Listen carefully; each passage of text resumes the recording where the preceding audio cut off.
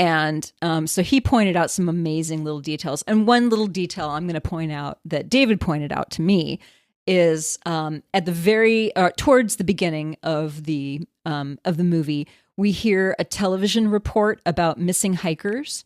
And so it's like we overhear a newscast on television. And later you can figure out that the creature ate those hikers and spit out their keys and their loose change, which is what killed OJ and Emerald's father. So details like that are crazy, and they're all through this movie.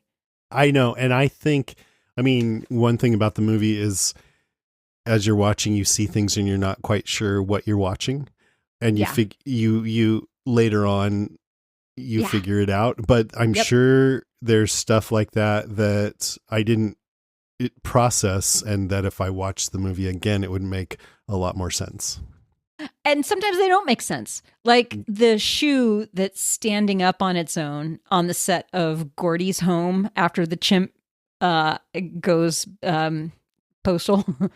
Sorry if I thought you anyone's were a going to postal say worker. the chimp goes bananas for a second there. Oh, I should have said, damn it, it was right there in front of me. God damn it. All right, re-edit. Chimp goes bananas. Anyway, so the shoe I didn't even notice that. You didn't notice the shoe standing up on its own? No, I was taking notes too, so I might have missed some details. Yeah. But no, I didn't. That's weird.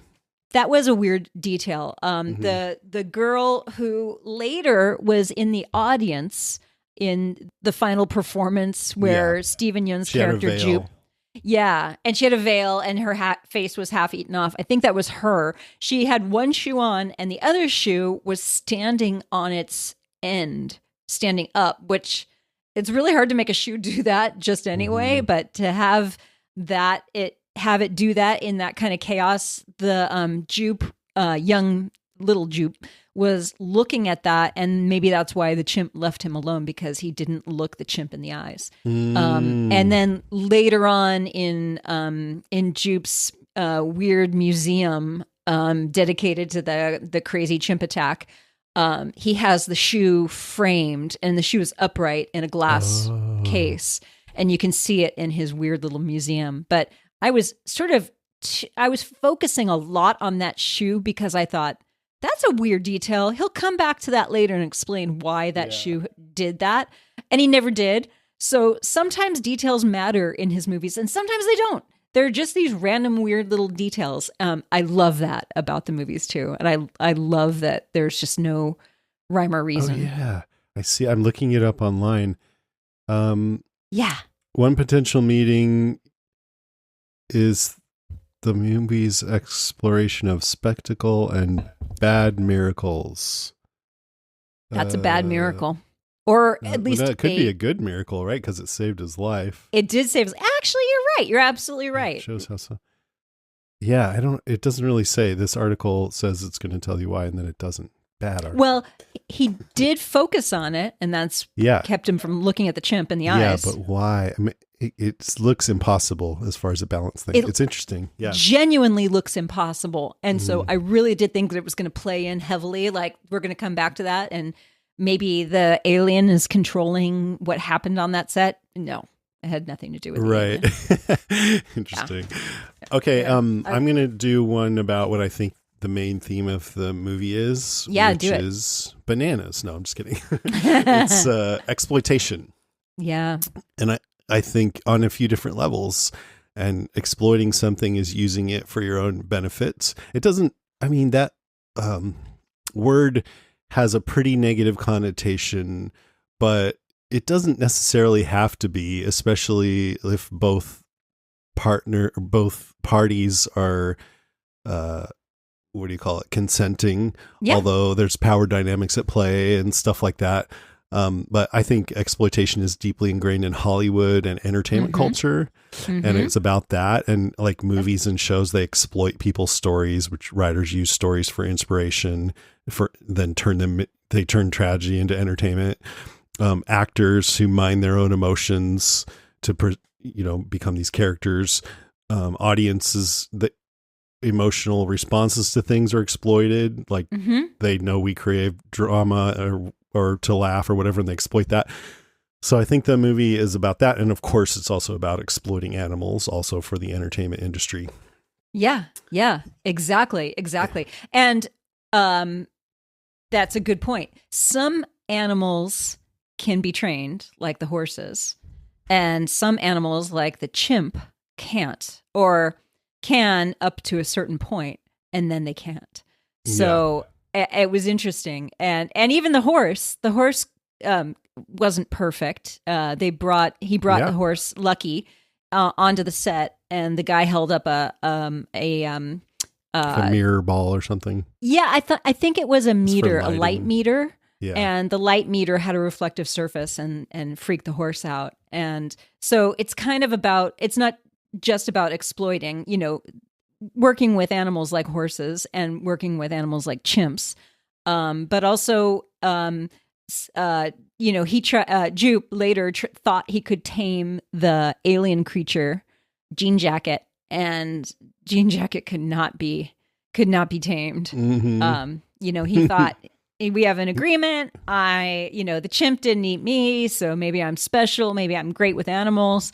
And, the alien isn't gonna eat me. I'm gonna offer him a horse, and everything's gonna go great.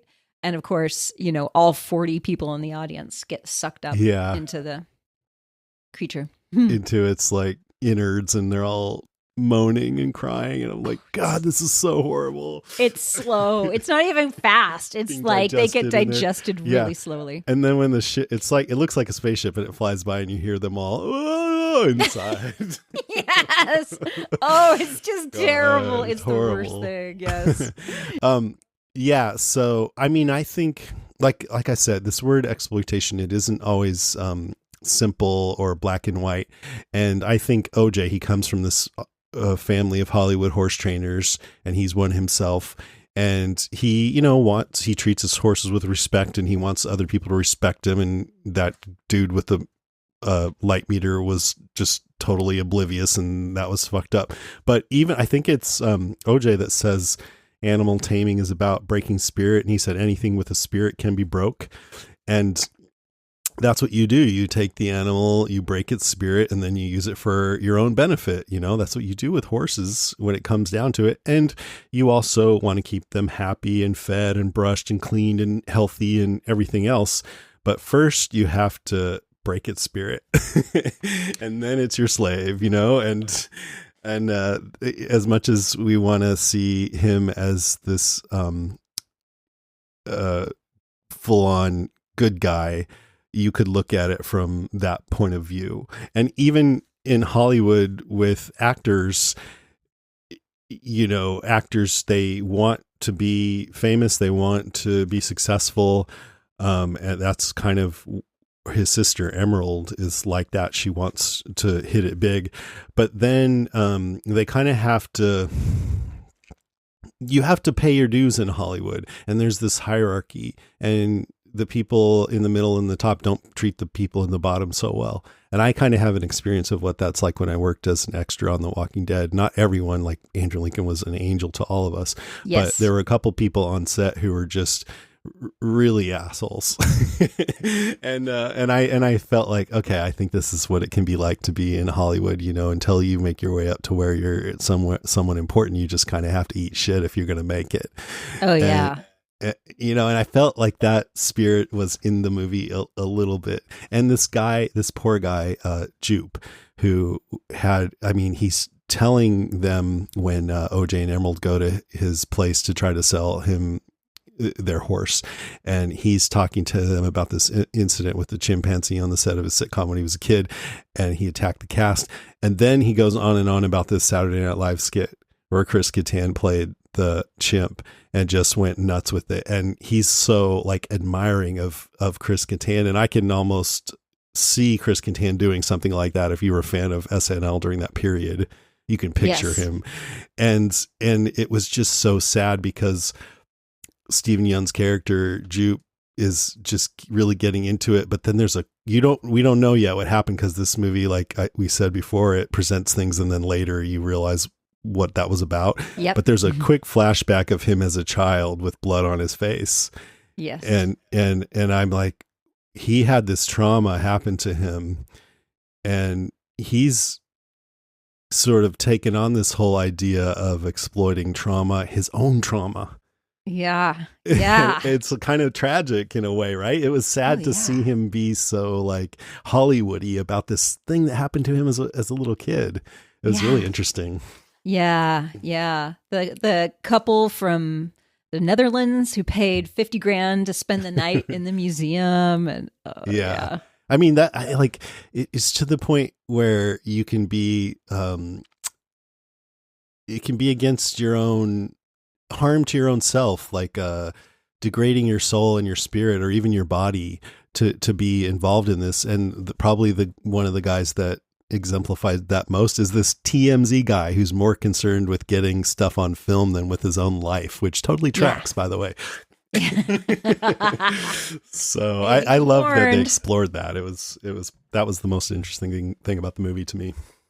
Yeah, I agree. I agree completely.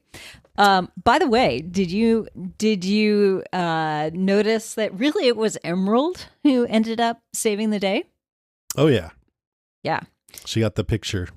I love that she had the idea of releasing the inflatable kid sheriff. And that would be the thing that the creature Jean Jacket would suck up and it would destroy him. I love that. That's all part of it too. Like they're trying to exploit this alien or whatever. We don't even know if it's an alien, but whatever it is, by getting video of it so that they can the Fries guy. Yeah. He's saying, what did he say they were going to do that for? That, we could have fame and success, and we could maybe save the planet. So there's noble things in there, but it's also like, I was kind of wondering, why would you want to get a picture of this thing just to like warn people? So that's saving lives. He says it's about money, fame, saving lives, and maybe saving the earth.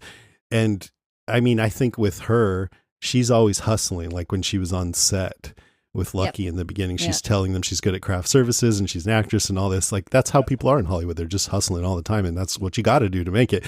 But to me, that ending was her smiling because she's going to get some of that stuff that she's been wanting. Yeah, she got her picture. Yeah. She got the photo.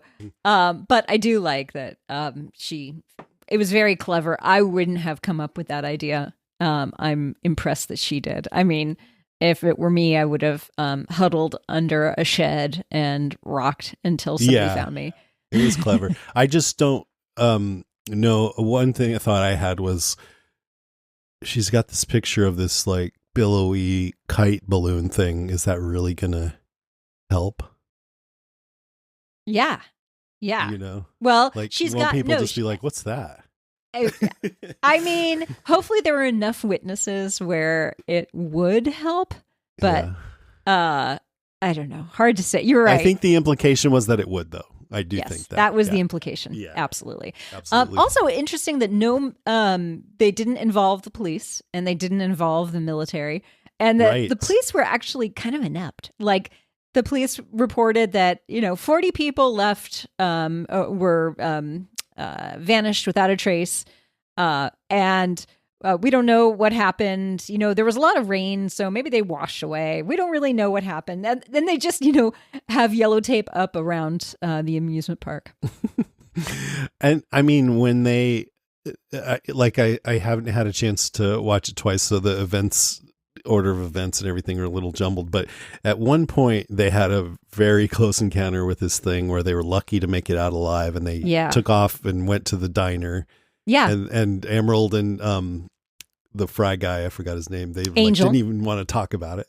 Yes. And then they're like, hey, what are we going to do now? And at that point I was like, okay, yeah, go to the military. But they're like, no, let's go home and try to get video of it. I think I can be an animal handler and take care of this thing.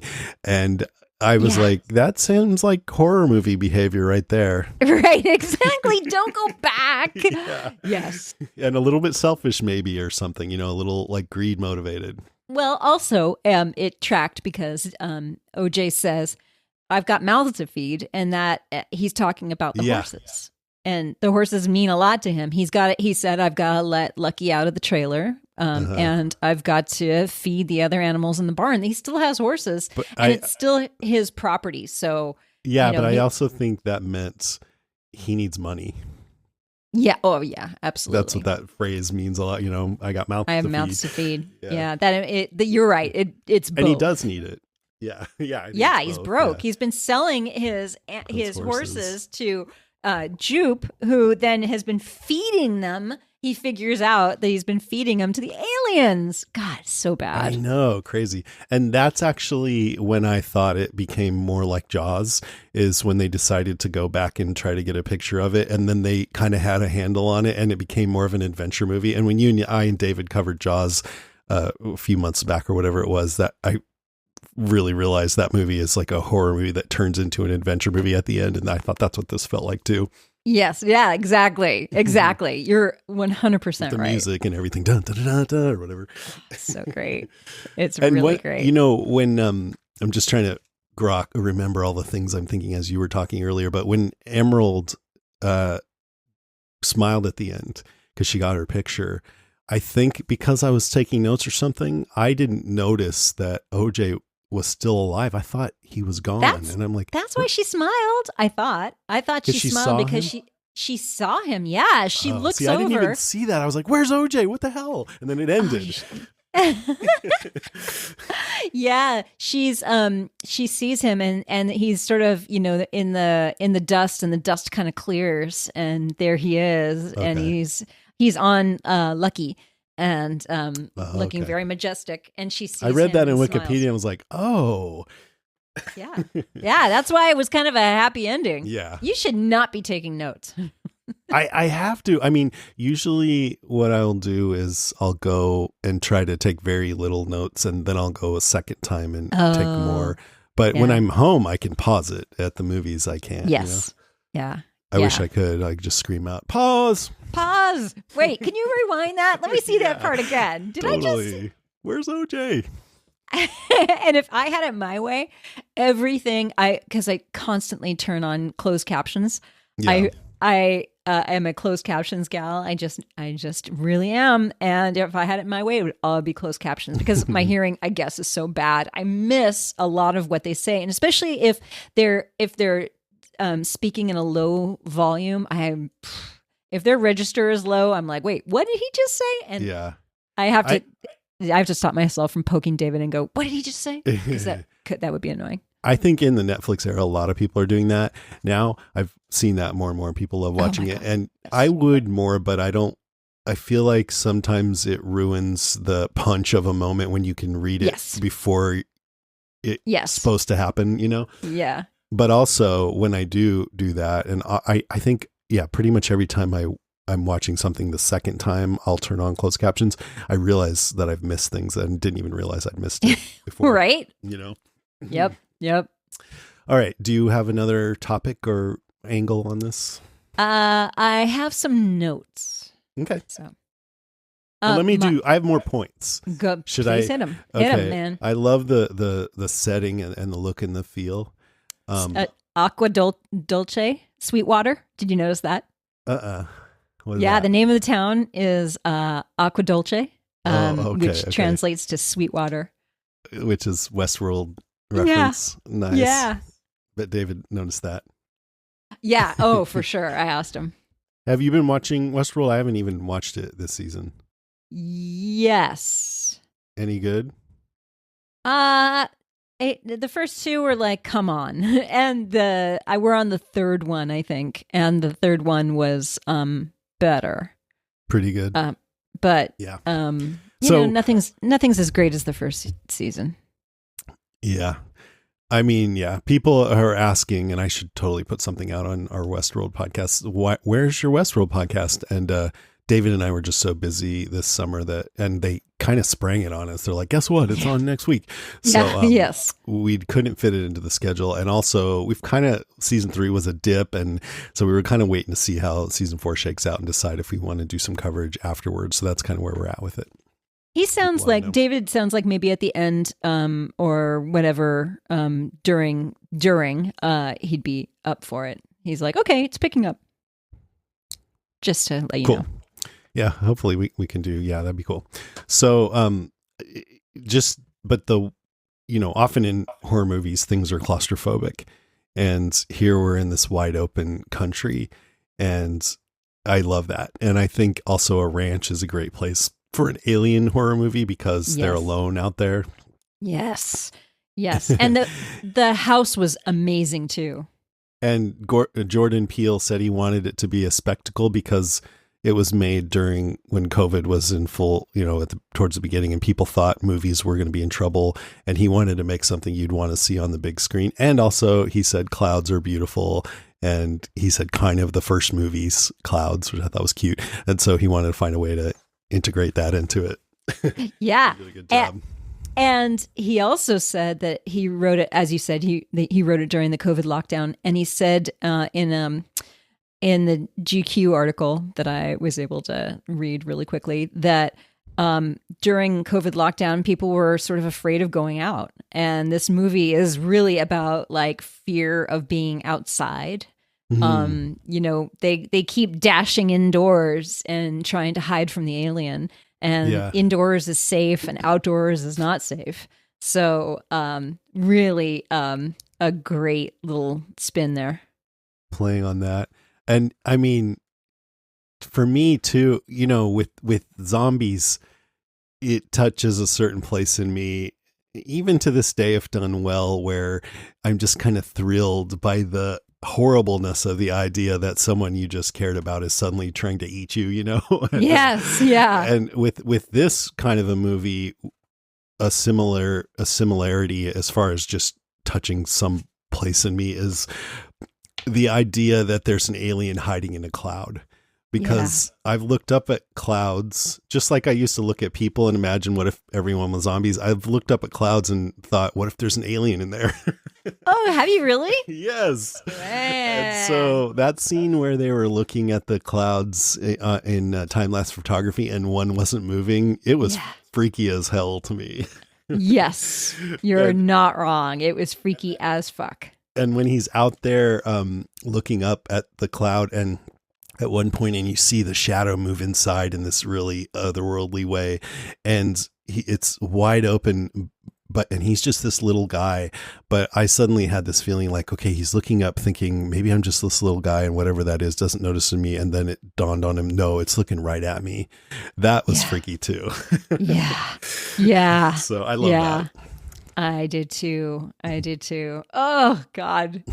I loved when the alien revealed its true form at the end, and it was this crazy, weird, kind of kite thing.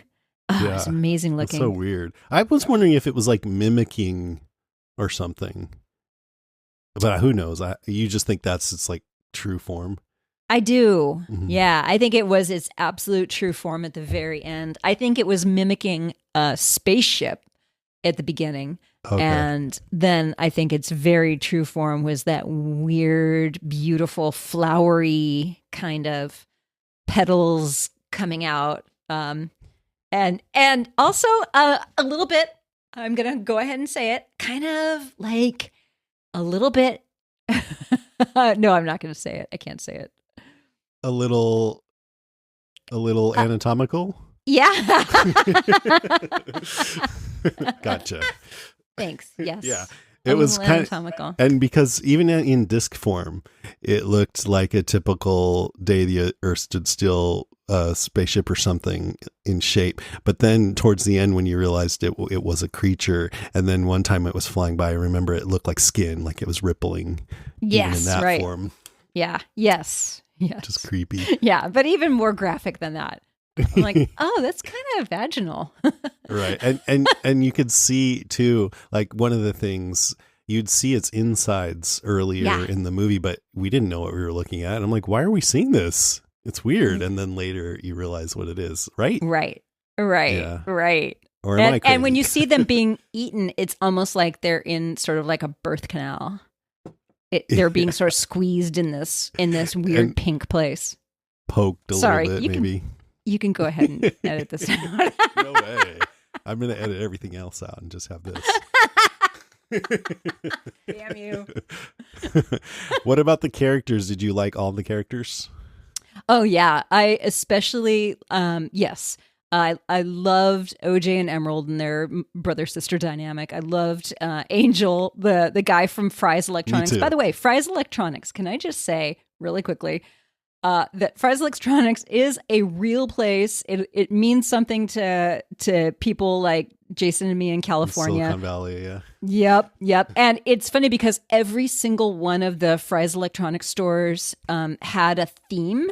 There was one in Sunnyvale, not too far from here, that at least I think it was Sunnyvale, that was like an Egyptian pyramid, and inside there would be all these Egyptian weird statues and things. Another one that was Mayan.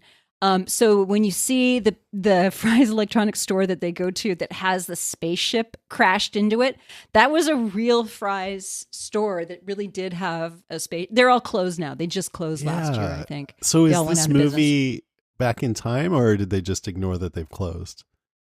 Or maybe they used it because they had closed. Uh-huh. Because they'd closed, they felt like they were able to film a little bit easier. I don't know. Right. I genuinely don't know. I miss Fry's though. I miss Fry's too. Cool. Yeah, there was a bunch around here, and like I said, they all had weird, different themes, and it was a strange little electronics store. And the Fry's family lives in the Bay Area, or they did, and they owned like a golf course, I think. Yeah, interesting. Anyway. They had so much great stuff in there. It was a little weird that the Fry guy was paranoid about UFOs, and that's what it did turn out to be. Yes. Bit of a coincidence there. Yeah. They're either here in peace or they're going to destroy the world and probe us or something. Right, exactly. He said it in his flowery, colorful language. Right, exactly. I also love the cinematographer, Antlers Holst. Because one thing, I loved his voice. His voice was amazing. And to me, go ahead. He was a bit over the top for me. It felt like he was from a different movie, and it jarred me. Did it? Yeah. It felt like he was from a comedy. Yeah. He was fun, especially when he was talking about sorry, the golden light or the golden time, which is, a total cinematographer thing, the light's just right, and decides to go up with his camera and get the ultimate film, like die for the ultimate shot. And I guess he took the film with him, right? That they needed. Well, I think he was hoping that that the creature would spit it out and there would be the ultimate shot. Hopefully that's what happened. Maybe they found his camera and his film, and they got like the ultimate shot from the creature. What else? I loved also Steven Yeun's character, Jupe. Mm-hmm. Loved him. So yeah, the characters were amazing. Yeah, I liked them all except the cinematographer. Yeah. I liked the character, but I felt like it took me out of the movie more than it added to the movie for me. So that's fair. I don't know. I thought it was interesting that his name is OJ. Yeah, Otis Jr. Yeah. Run, OJ, run. Did you hear that? Why do you think they did that? I do not know. I don't know. I mean, Jordan Peele always has a reason for everything. It's not an accident. So I'm like, maybe go by Otis. It's funny though. The scene with the kids pranking him as little aliens in the stalls was super creepy and effective, and then it turns out to be a joke. That was good. Yep. And then of course there's the moment where he opens the truck door, looks up, and the sky's dark, and then there's lightning and you could see the full creature there, and he just closes the door and goes, nope. Yeah. And shortly thereafter, the horse statue goes through his windshield. Right. And then I don't know if we realized what was happening in the moment, but we learned by the end that he eats organic matter and then spits out the rest, and he did not like the fake horse. Did not like it one bit. Pissed him off. Yep. All right. Anything else? Nope. Nope. Wait, I did have a few notes. Watching all the horror trailers, because I don't usually go to horror movies at the movie, it was really setting my nerves on edge, one after the other. Oh, Halloween yeah. There were about like 5 horror trailers before our movie. It's too much. I liked it. I was like, Barbarian was one that looked really interesting. Did you see that one? Which one? Sorry? Barbarian? Yes. That's creepy, man. Yes. Yeah. Yeah. And everything, of course, everything gets erased right when your actual movie gets played. I end up forgetting the. Yeah, absolutely. Yeah. But they showed Halloween Ends, which I'm like, yeah, sure. Halloween Ends. Yeah, right. That's funny. That was my reaction too. They're like the very last Halloween movie. I'm like, that's not true. Do you think we're born yesterday? Come on. The director guy or the cinematographer guy mentioned Siegfried and Roy at one point, which, that's a real life example of, because they're the 2 guys with the tigers in Vegas, and one of them was mauled by one of their tigers after like decades of doing their act. I was actually in Vegas that weekend when it happened, and it was the talk of the town. It just spread like wildfire. Wow. Like, really? Yeah. That's really interesting. Years ago. There's a great podcast about the Siegfried and Roy incident.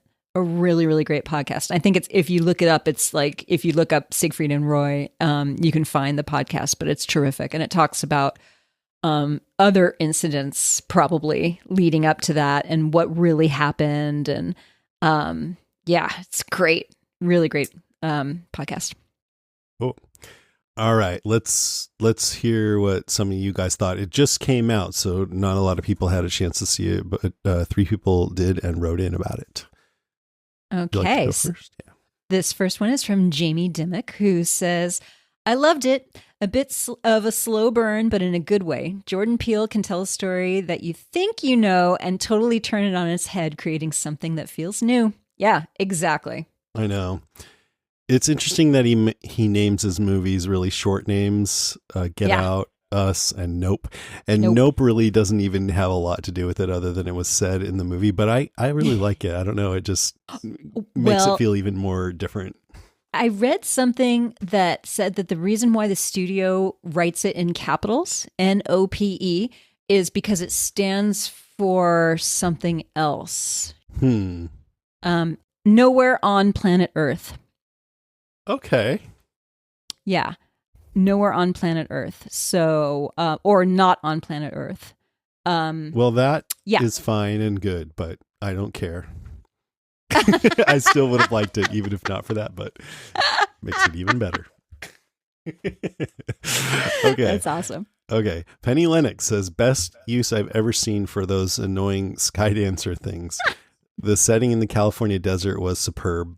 I agree. Peele's last 2 films included being trapped in small spaces. Here there's this wide landscape with so few people in it. It was a nice change and played on different fears like isolation and distance.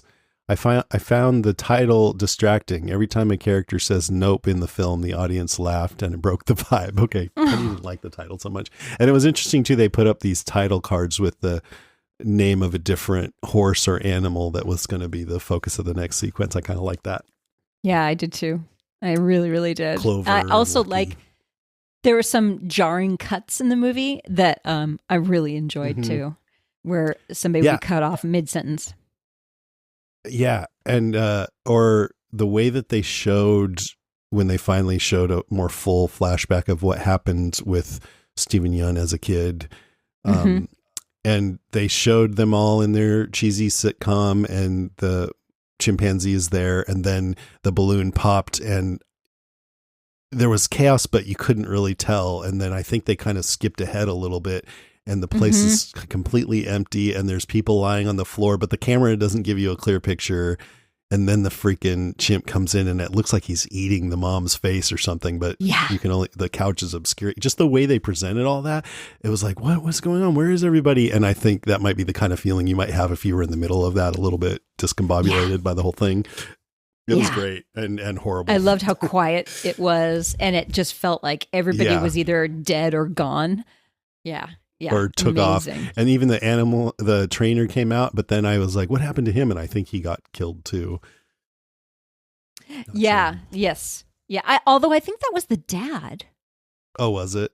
I think that was the dad. I could be completely wrong. I'm sure somebody will correct me. Then the chimp comes over to Jupe and gives him this fist bump, which I presumed is like what they would do on the show a lot or something.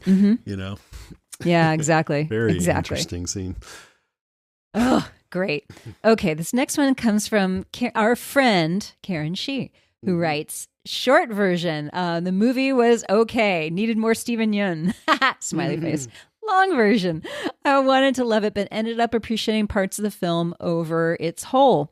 If Peele wanted to demonstrate spectacle over substance, he sure did that with this movie. The characters were thin, but the visuals and especially the score were on point. Love that Peele pulled from Jaws, Jurassic Park, and Close Encounters of the Third Kind, among others. The consensus is that Keke Palmer stole the show, but I was surprisingly most taken by Angel's actor, Brandon Perea. I wanted more about the underbelly of modern-day pop culture and its attention economy. I waited to see more about Hollywood's appropriation and exploitation of minorities and animals, or of the general public's fascination with tragedy, turning it into something for our own amusement. An SNL sketch for shits and giggles. I ultimately thought the metaphors and the themes were a bit muddled at the end. Emerald finally got to tame Jean Jacket, but didn't actually learn or grow by the end of the movie. Or if she did have an arc, she didn't earn that growth into independence. I mean, I assume she's still going to capitalize on that Oprah shot from the Wishing Well. I did love all the nods to spectacle, fetishism, entertainment, like making the UFO look like an eye and then a camera iris. Ooh, I didn't even pick that up. You know, of course, Karen picks this up because she's a photographer. Yeah. Or invoking O.J. Simpson and Oprah. I wonder if all the distracting title cards and movie title dropping, as per Penny, were purposeful to remind the audience that we were watching a spectacle on the screen. We are participants in this attention economy. Either O.J. or Angel even says that he named the UFO the viewers, since it surveils the humans. What's powerful is that Jordan Peele reclaims the minorities' place in the West and American iconography with black people on horses and an Asian man in a bolo tie and a cowboy hat. And, any theories on why the shoe stood up straight on the Bloody Gordy set? I love that.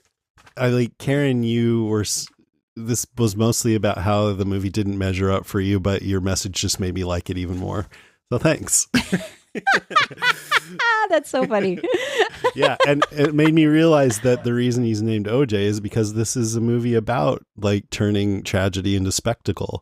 And that's what OJ was all about, you know. Run, OJ, run. Yeah, exactly. So now that you know about the shoe, do you have any theories about why it stood up straight on the set? I think it was to get Jordan Peele to give us something to talk about. I mean, honestly, who the heck knows? And probably we'll figure it out in a couple of days. Maybe. But listeners, let us know what you think. It sure was super weird and super cool, and it really was.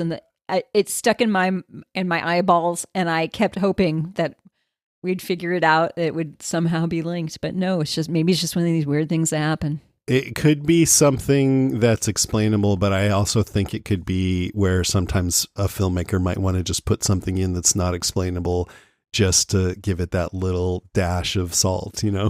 Yeah. But that's okay with me if that's what it is. If it was filled, well, yeah, I don't know. It doesn't bother me. Nope.